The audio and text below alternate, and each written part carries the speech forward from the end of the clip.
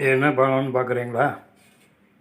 இது வந்து வேறு ஒன்றும் இல்லை, தயிர், சீனி அவரைக்காய், கேரட்டு, நெல்லிக்காய், இஞ்சி, பூண்டு, மிளகு சீரகம், கோவக்காய் என்ன, அதே மாதிரி இது பூண்டு எல்லாம் சேர்த்து மிக்சியில் பச்சையாக போட்டு நல்லா அரைச்சி ஜூஸு, காய்கறி ஜூஸு அப்படியே ஒரு 200 ml வந்து காலையில் வெறும் வயிற்றில் குடிச்சிட்டிங்கன்னு வைங்க, சீனி வரைக்கும் வந்து நல்லா நரம்பு தளர்ச்சிக்கு நல்லது.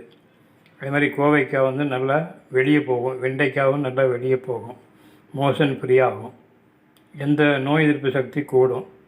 இதை வந்து செஞ்சு குடிக்கலாம். நன்றி, வணக்கம்.